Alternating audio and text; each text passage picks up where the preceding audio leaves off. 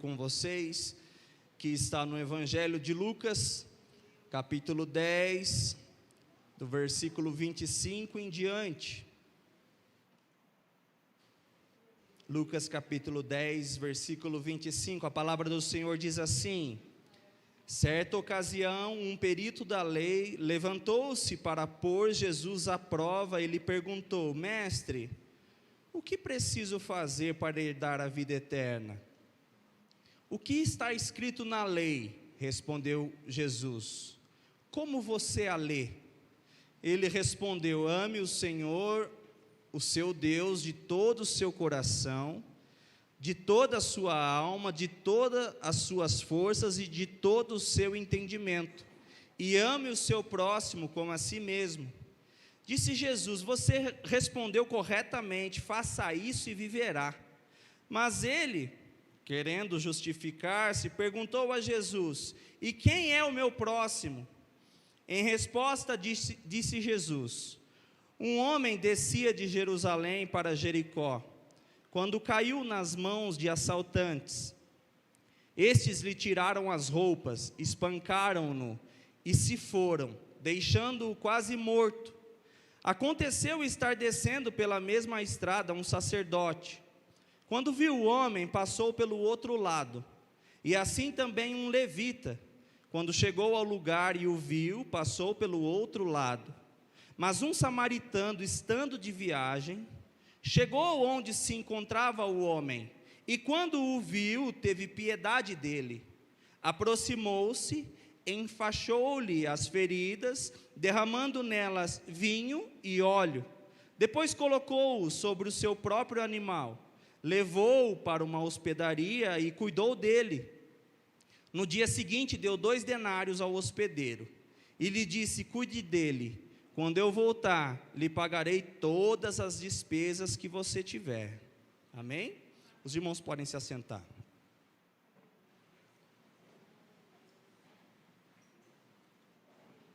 Eu sinto a presença de Deus aqui neste lugar. Deus está presente aqui. E eu sei que Deus tem algo de especial para tratar conosco nesta manhã. O texto em que acabamos de ler, acabamos de mencionar, somente o evangelista Lucas coloca em seus escritos. Nenhum outro evangelista relata essa história. A Bíblia diz que Jesus, ele conversava com muitas pessoas. Muitas pessoas vinham ao encontro de Jesus. É interessante que as pessoas tinham intenções diferentes. Alguns queriam ser perdoados, e ao se encontrar com Jesus, eram perdoados. Outros gostariam de receber uma cura, e quando clamavam a Jesus, recebiam a cura. Agora, tinham pessoas, normalmente religiosas. A Bíblia diz que esse aqui era um mestre da lei, conhecedor da lei de Moisés, conhecedor das tradições judaicas. Algumas pessoas se aproximavam de Jesus com muita arrogância, prepotência, e o desejo dessas pessoas era colocar Jesus à prova. Era o que esse homem estava tentando fazer. O que eu gostaria de chamar a atenção em primeiro momento, nessa hora, é que independente da intenção do seu coração, independente do que te trouxe aqui, ou independente do que está fazendo você acompanhar essa transmissão, eu quero mostrar para você que lá no fundo, em seu coração, todos nós temos algo em comum.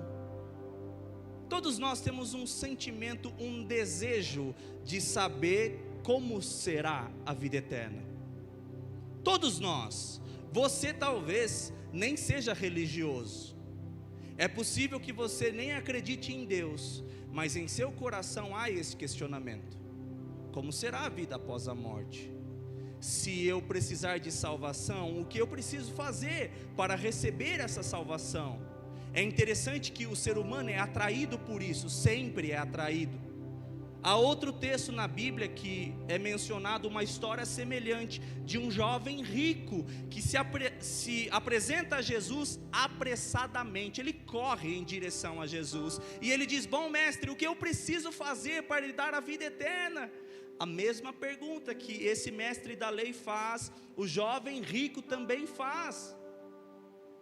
É possível que eu estou contando essas histórias e você está lembrando de momentos da sua vida em que você tinha como se um sentimento, como se faltasse alguma coisa, como se fosse uma sede de alguma coisa que você não sabe muito bem o que você precisava beber, uma saudade de uma pessoa e você não sabia do que se tratava. Talvez você sempre foi próspero, saudável, você sempre teve dinheiro, foi abençoado. Talvez você está tudo bem na faculdade, na sua família, mas quando você põe a cabeça no seu travesseiro, lá dentro há uma pergunta, uma incerteza, como se fosse uma tristeza, alguma coisa que você precisa resolver. É interessante que o salmista diz que a corça anseia pelas águas. Se você não sabe o que é uma corça, a corça é um animal semelhante a um cervo do Pantanal, semelhante a um veado, é um animal com características semelhantes, mas ela vive no deserto, e ela não pode ter gordura nenhuma em seu corpo, ou quase nenhuma, porque ela precisa correr dos animais que são predadores dela. Por ela não ter gordura, ela precisa tomar muita água, em muitos momentos do dia. Então o salmista diz: assim como a corça anseia pelas águas, a minha alma anseia por ti, Jesus. Eu quero mostrar para você que esse sentimento de busca, de procura, esse anseio que você tem, essa saudade, é uma sede em relação ao nosso Deus. Todo ser humano carrega isso, porque na criação foi estabelecido um relacionamento entre o homem e Deus, e o pecado causou separação disso.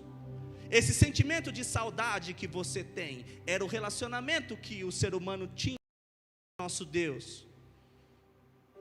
O que é legal, irmãos, o jovem rico olha para Jesus e diz: o que eu preciso fazer? E Jesus: obedeça os mandamentos. Quais mandamentos? Ele cita alguns, e ele diz: olha, tudo isso eu já tenho feito, eu já realizo essas coisas desde a minha adolescência, eu sou religioso, eu pratico boas obras, o que me falta ainda? O evangelho de Marcos é um dos evangelhos que relata esse escrito, e sabe o que ele diz? Jesus olhou para o moço e o amou. Isso me arrepia quando eu falo, sabe por quê? Porque o moço nega Jesus. A Bíblia diz que ele era muito rico, e Jesus pede que ele se livre de suas riquezas e entregue as riquezas aos pobres e siga Jesus. O que ocupava o primeiro lugar em seu coração eram as riquezas, e Jesus, mesmo sabendo que ele iria virar as costas para ele e se distanciar de Jesus, bravo, chateado, porque Jesus pediu para ele se livrar de suas riquezas, para que Jesus ocupasse o primeiro lugar no coração dele, mesmo Jesus sabendo que o jovem iria negar a Jesus, a Bíblia diz que Jesus o amou. Jesus olhou para ele e o amou. O amor é uma escolha, você escolhe amar. Jesus escolheu nos amar. Não é o fato de eu servir a Deus que faz com que Jesus me ame. O fato de você ser pecador, de você não congregar numa igreja, não faz Jesus odiar você. Não faz isso. Jesus ama você de uma forma espetacular, que não se compara a nada. O jovem nega a Jesus, e a Bíblia diz que Jesus, olhando para ele, o amou. Jesus te ama, não quer dizer que ele vai concordar com tudo que está na sua vida. Tanto é que para o jovem rico ele diz: ei, você precisa se livrar das suas riquezas, porque o dinheiro é um problema? Não, o amor que ele tinha ao dinheiro era o problema. O dinheiro ocupava o primeiro lugar no coração dele, e você está pensando: que bom que eu sou pobre, que bom, eu não tenho tanto dinheiro assim.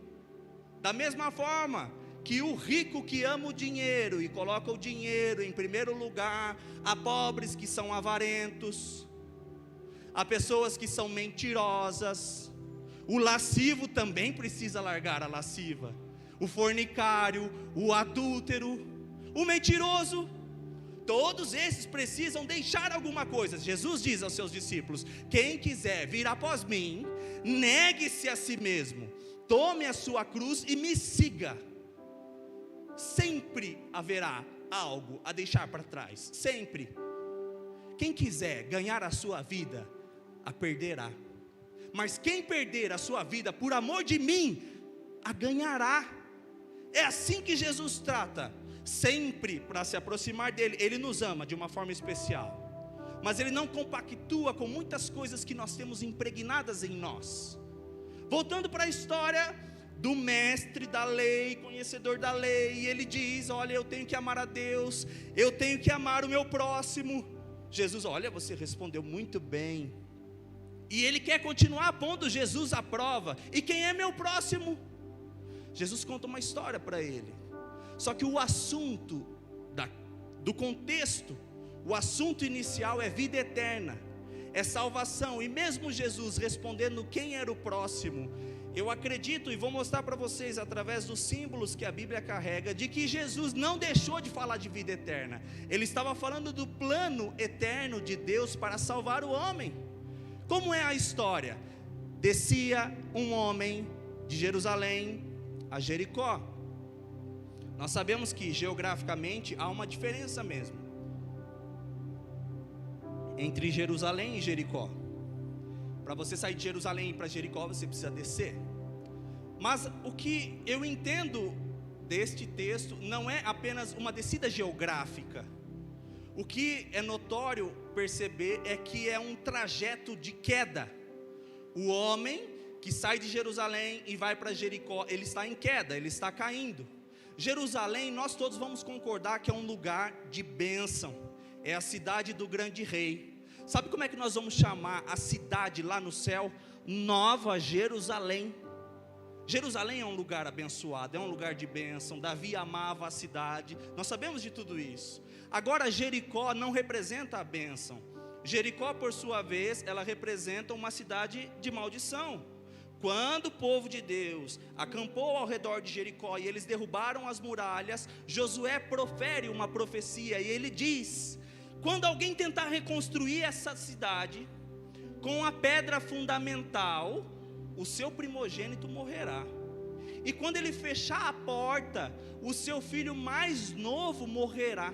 Veja que tragédia, duas perdas na mesma família, o filho primogênito e o filho mais novo. E isso aconteceu. Um homem chamado Iel tenta reconstruir, e quando ele põe a pedra fundamental, seu filho mais velho morre. E quando ele fecha as portas, quando ele termina a reconstrução, o seu filho mais novo morre. Então veja, o homem está deixando o lugar de bênção e está descendo para o lugar da maldição. É o que ele está fazendo. Todas as vezes que nós nos afastamos de Deus, nós somos vulneráveis a ataques que, se estivéssemos com Deus, não aconteceriam. A Bíblia diz que assaltantes vieram até ele, tiraram as suas roupas e espancaram-no. Ele apanha. E a Bíblia diz que ele fica quase morto. Esse é o termo que a Bíblia usa, quase morto. Esse homem representa a humanidade. Nós somos assim, nós fizemos isso. O ser humano deixou a presença de Deus, e através do pecado ele foi golpeado, e ficou quase morto, numa situação ali, de que sozinho ele não poderia se salvar, sozinho ele não poderia fazer nada, não havia nada que ele mesmo pudesse fazer para se salvar. É isso que está acontecendo com aquele homem que está à beira do caminho, ele não consegue fazer nada.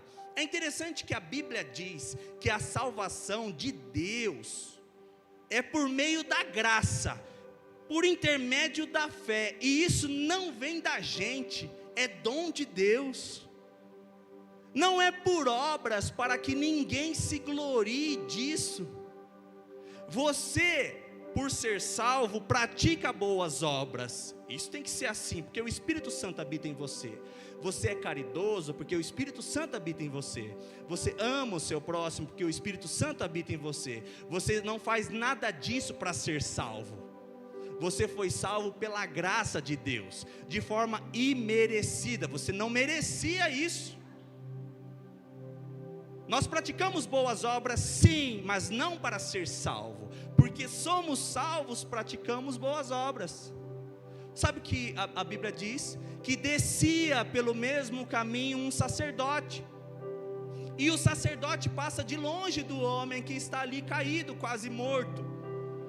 Eu sei que é possível que você já tenha ouvido palavras que julgam muito o sacerdote. Olha, o sacerdote poderia ter ajudado e ele não fez nada. E eu concordo com isso. De repente as pessoas colocam a arrogância, a prepotência, a falta de empatia, a falta de amor ao próximo. Tudo isso compactua com o que o sacerdote fez. Mas veja, a Bíblia diz que o sacerdote descia pelo mesmo caminho. Ele estava no mesmo trajeto que aquele homem, no mesmo barco. A mesma queda que o homem sofreu, descia pelo mesmo caminho. E sabe o que é interessante?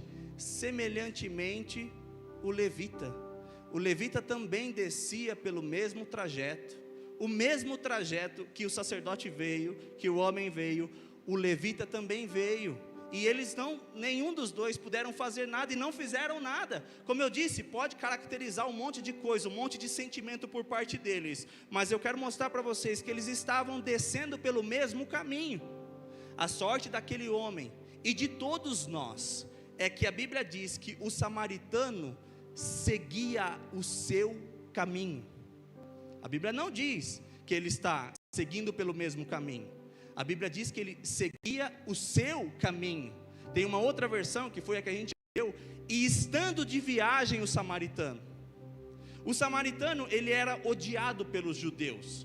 Se a gente voltar um pouco mais no tempo da história bíblica, a gente vai entender que houve uma divisão do povo de Deus. O reino do norte e o reino do sul. O reino do sul ficou com Jerusalém. E o reino do norte teve a brilhante ideia de colocar uma nova capital. E como era costume das pessoas irem para Jerusalém, adorar ao Senhor todos os anos, o reino do norte disse, olha, eu acho que se eles forem para o reino do sul todo ano, é possível que a gente perca o nosso reinado. Então vamos construir uma nova capital, e a gente constrói um templo novo, e a gente faz os procedimentos como eles fazem, vamos fazer tudo igual. É interessante que em João 4, Jesus tem uma conversa com uma mulher, e a mulher pergunta para ele, qual que é o lugar certo de adorar? Samaria ou Jerusalém? Por quê? Porque houve essa divisão. E a Assíria, que era um reino inimigo, quando eles dominaram o reino do norte, eles só conseguiram fazer isso com o reino do norte, eles não dominaram o reino do sul. Eles tinham uma estratégia de repovoamento. O que eles faziam? Eles traziam pessoas de todas as partes do mundo e colocavam para morar na terra que eles dominavam. Por quê? O rapaz daquela terra que eles estavam repovoando iria se casar com uma mulher estrangeira, e ele teria filhos, e aquele povo ia perdendo a identidade. E é exatamente o que acontece com o povo de Israel, o reino do norte. Os samaritanos, eles eram odiados porque os judeus não o consideravam como sendo judeus, eles consideravam os samaritanos como sendo gentios. E é interessante que para os gentios, os samaritanos, eles eram judeus, então eles foram rejeitados e odiados por todas as pessoas do mundo. Esse samaritano, essa figura, aponta para Jesus Cristo, porque Jesus foi rejeitado pelo seu povo, ele foi rejeitado. Se você observar o que a Bíblia diz em Efésios capítulo 2, a Bíblia diz que Jesus veio convergir entre os gentios e os judeus, ele veio unir os dois, ele veio derrubar o muro. Jesus era uma união dessas duas coisas. Jesus possuía duas naturezas. Ele era 100% homem, a ponto de sentir fome, sede, e chorou, e sentiu angústia. Ele sentiu tudo isso como homem. E sendo Deus, como Jesus, 100% Deus, ele perdoou o pecado, ele recebeu adoração. Então, o samaritano é uma união entre os gentios e os judeus. E Jesus é uma união de duas naturezas, a divina e a humana. Quando esse samaritano vê o homem naquela situação, e o assunto é vida eterna, o assunto é salvação, a Bíblia diz que o samaritano teve piedade daquele homem. Diferente do sacerdote e do levita, o samaritano teve piedade dele, teve misericórdia. E o samaritano tinha dois elementos consigo: azeite e vinho. A Bíblia diz que ele colocou atadura sobre os seus ferimentos e estancou o sangramento, e derramou óleo e vinho sobre os seus ferimentos. Esses dois elementos apontam para o sacrifício de Jesus. O azeite, ele é resultado da prensa da azeitona, que é o fruto da oliveira. A Bíblia diz que na véspera da morte de Jesus, ele foi orar num jardim, no jardim das oliveiras. O nome Getsemane significa prensa de azeite. Jesus foi ali para ser prensado, a ponto de ele ficar aflito. Ele fica muito aflito, ele suou o sangue, uma aflição muito grande. Os seus amigos, os discípulos, todos dormindo, ninguém ajudando ele ali na oração. Foi um momento difícil. O vinho é o elemento que nós usamos como símbolo do sangue de Cristo. Após a oração do ministro, aquele suco de uva se torna símbolo do sangue de Cristo derramado na cruz do Calvário por nós. O que o samaritano derrama sobre aquele homem que está quase morto, está apontando para o sacrifício de Jesus. O que ele está fazendo? Olha, para curar você, alguém tem que morrer. Para você ser perdoado, alguém tem que sofrer. Lembra que o que Isaías profetiza? Que o castigo que nos traz a paz estava sobre ele, e pelas suas pisaduras nós fomos sarados. Lembra desse texto ou não? O homem que está ali quase morto, ele é sarado com os elementos que apontam para o sacrifício de Jesus, através da morte de Jesus Cristo. Aquele homem que está num trajeto de queda e é pego pelos assaltantes, homens ruins, ladrões. A Bíblia fala do ladrão em João 10:10, que vem para roubar, matar e destruir. Aquele homem é pego, e quando o samaritano que seguia o seu caminho, que seguia o seu destino, ele vê, ele tem piedade daquele homem, e ele coloca os elementos que apontam para o seu sacrifício. Eu sei que você vai dizer: Everson, mas o azeite não simboliza o Espírito Santo? A unção do Espírito Santo, a presença do Espírito Santo? Sim, mas a pessoa só tem a presença do Espírito Santo e a unção do Espírito Santo quando ela é perdoado dos seus pecados.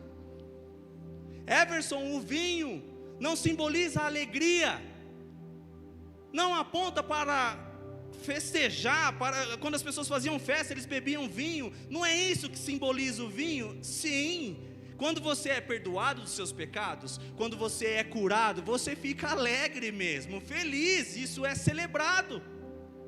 Os dois elementos que o samaritano está usando apontam para o sacrifício de Jesus, sem deixar de apontar para a presença do Espírito Santo e para a alegria que só o Espírito Santo é capaz de trazer para o coração do homem. E às vezes você vai dizer para mim: olha, eu tenho tanta conta para pagar, a minha vida financeira está tão difícil, e as pessoas olham para mim e falam: nossa, como você é feliz, como você pode ser feliz com esse monte de problema? E às vezes você sente tantas dores no corpo, e você às vezes até está doente, como que você pode ser feliz? É porque a alegria que está em seu coração provém de outras fontes. O mundo oferece diversas fontes, diversos artifícios que são passageiros. A alegria que o nosso Deus traz é genuína, é plena. E sabe o que é legal disso, irmãos? Você tem que entender que o samaritano, para derramar azeite e vinho sobre as feridas daquele homem quase morto, ele precisou se abaixar, não tinha como jogar de cima. Então quando ele abaixa e derrama azeite e vinho sobre as feridas daquele homem, ele toma o homem e levanta o homem pela mão. Olha o que esse texto está apontando. Jesus, para levantar o homem, ele se abaixou. A Bíblia diz que ele se esvaziou. Em Filipenses, ele se esvaziou, tomando a forma de servo. Foi exatamente o que Jesus veio. Para levantar o ser humano, ele veio tomar uma forma semelhante à nossa, igual à nossa. É legal, irmãos, que se você parar para pensar em todos esses símbolos, em tudo que esse texto traz, Jesus está falando da mesma coisa. Ele está falando do plano eterno dele de salvar o homem, de salvar a humanidade do pecado que aflige a humanidade, que fez o homem ficar abatido. Jesus demonstra humildade sem igual em decidir tomar uma forma de servo. Tem muitos textos na Bíblia que vai mostrar a humildade de Jesus Cristo, mas eu gostaria de mencionar um que me chama muita atenção. Jesus está com os 12 apóstolos, os 12 discípulos, e aí está na véspera já da sua morte. Sabe o que ele faz? Ele pega uma bacia, a água e um pano, e começa a lavar os pés dos discípulos dele. Lavar os pés. Ele se ajoelha diante deles ali, como um sinal de humildade, e ele lava os pés dos seus discípulos. Pedro faz um questionamento e a gente julga Pedro, mas eu faria o mesmo questionamento. Jesus, sou eu que tenho que lavar seus pés? O Senhor que está lavando os meus pés? Pedro, se eu não lavar os seus pés, você não tem parte comigo. E Pedro, como era extremista, então me dá um banho. Não, Pedro, não é para isso. Tem pessoas que são tão arrogantes, mesmo sem perceber, tão orgulhosas, que impedem o tratamento de Jesus. Impedem. Ela considera o pecado dela tão pecado, que Jesus é incapaz de perdoar o pecado dela. Jesus queria lavar os pés dos discípulos. Por que ele queria lavar? Para tirar a poeira, para tirar o cansaço, queria mostrar humildade. E Jesus está fazendo isso aqui nessa manhã. Tem pessoas que deixaram de caminhar, pararam na caminhada, porque estavam com os pés cansados, feridos, a poeira, a dor no pé. O primeiro membro a doer quando você caminha muito são os pés, e isso traz uma simbologia muito grande para nós. Jesus está lavando os pés de muitas pessoas aqui neste lugar. Tem pessoas que vão voltar a caminhar. Muitos ministérios estão sendo restabelecidos neste momento. Talvez você não consiga ver isso. A gente não consegue ver o que está acontecendo no mundo espiritual. Mas eu tenho uma boa notícia para você. O bom samaritano está presente aqui, derramando azeite e vinho sobre todos nós. Você que está ferido, aflito, machucado, há uma cura especial de Deus para você. Deus quer curar você. Talvez você esteja triste, angustiado, com o coração nas mãos. Vinho simboliza alegria. Deus vai trazer alegria sobre você, sobre a sua casa. Como Deus pode fazer isso? Ele é poderoso o suficiente para surpreender a gente, derramando azeite e vinho sobre as nossas feridas. O legal é que Noé aponta para uma nova aliança, um novo momento para a humanidade. Quando Noé solta uma pomba na arca, sabe o que a pomba traz? No bico, uma folha nova de oliveira. Uma folha nova de oliveira. Deus tem coisas novas para todos nós, e eu falo isso como igreja. Nós ficaremos surpresos com a novidade que Deus tem para todos nós. Nós que somos pregadores, Deus tem algo especial para nós. Líderes, Deus tem uma novidade para você. Você que tem ministério na igreja, você que quer ter o ministério, Deus tem algo novo para você. A pomba, trazendo uma folha nova de oliveira, estava apontando para um novo momento para a humanidade. Deus faz uma nova aliança com Noé. A folha era da oliveira que faz o azeite. Quando Noé se estabelece na terra, o que ele planta? Uma vinha para fazer vinho. Jesus aponta para um novo momento na humanidade, um novo relacionamento, uma nova aliança, algo novo nunca visto antes. Quando Jesus morre na cruz do Calvário, Ele restabelece o relacionamento entre o homem caído e o Deus Santo. Na morte dele ele faz isso, porque ele olha para o ladrão da cruz que está morrendo e ele diz: olha, você está salvo, você hoje mesmo, você vai estar comigo no paraíso. Então ele restabelece o relacionamento entre o homem caído e o Deus Santo, ele salva aquele homem. Não só isso, ele intercede pelos pecadores. Senhor, perdoa eles, que eles não sabem o que eles estão fazendo. Então Jesus está restabelecendo o contato entre o homem e Deus. E não só isso, Jesus restaura o relacionamento entre os pares, entre os próprios homens, entre os semelhantes. Quando Adão e Eva caem, eles rompem o relacionamento com Deus. Quando Caim mata Abel, o homem rompe o relacionamento com o próprio homem. Jesus está ali na cruz, e ele restabelecendo o relacionamento entre o homem e Deus. E ele olha para João e diz: ei homem, eis aí a tua mãe. Ei mulher, eis aí o teu filho. Jesus restabelece o relacionamento entre os homens, entre os pares, entre os seus semelhantes. Qual é o mandamento que o mestre da lei cita? Amar a Deus sobre todas as coisas e o meu próximo como a mim mesmo. Jesus está restabelecendo tudo isso através da sua morte. O plano do nosso adversário sempre é destruir a família, sempre é o desejo dele, destruir casamento, o relacionamento de pai e filho, de irmãos, é o desejo do nosso adversário. Sabe qual que é a boa notícia que eu tenho para você, que está passando por problemas na família? Tem azeite e tem vinho para ser derramado sobre você nesta manhã. Tem cura para ser derramado sobre os relacionamentos. Deus quer restabelecer essa conexão, é o desejo dele. O samaritano pega o homem, levanta e coloca sobre a sua montaria e leva ele para a hospedaria. Chegando lá na hospedaria, ele paga 2 denários ao hospedeiro e ele fala assim: cuida desse homem até que eu volte. Está entendendo o mistério ou não? Jesus deixa o homem que estava ferido aos cuidados do hospedeiro e vai resolver outra coisa, mas ele vai voltar para buscar aquele homem. A promessa do nosso Deus é exatamente essa: ele vai voltar para nos buscar.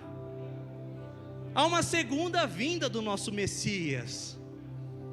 Outro dia eu ouvi uma pessoa dizendo: se Jesus voltasse para essa terra, as pessoas matariam ele novamente. Mata nada, não mata. Sabe por que ele morreu da primeira vez? Porque ele se entregou à morte. Não é que as pessoas tinham mais força do que ele, nem o nosso adversário tem mais poder do que ele. Ele se entregou.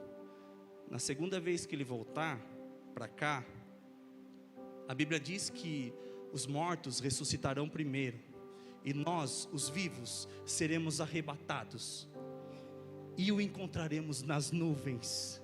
Ninguém mata ele mais, como as pessoas dizem. Ninguém toca mais nele. O céu vai ser algo tão maravilhoso, irmãos. A Bíblia diz que João viu uma multidão de roupas brancas, e na palma da mão de cada pessoa viu uma pedrinha, e um novo nome estava escrito naquela pedra.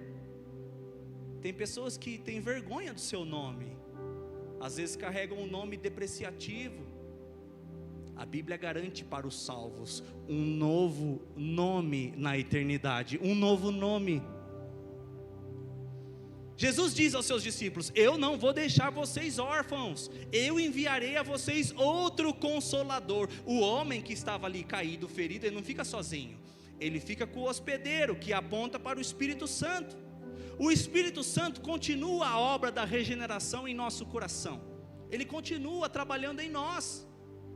Como ele continuou, ele era o chefe ali da hospedaria, e ele continua tratando. Tanto é que o samaritano olha para ele e fala: olha, eu vou te pagar 2 denários, eu vou voltar para buscar ele, se tiver um custo adicional, quando eu voltar eu pago. Mas sozinho esse homem não vai ficar. O nosso Deus envia um outro consolador, que é o Espírito Santo. A vinda dele é esplêndida, porque a Bíblia diz que estavam todos sentados, como nós estamos aqui, e de repente veio um vento e encheu a casa.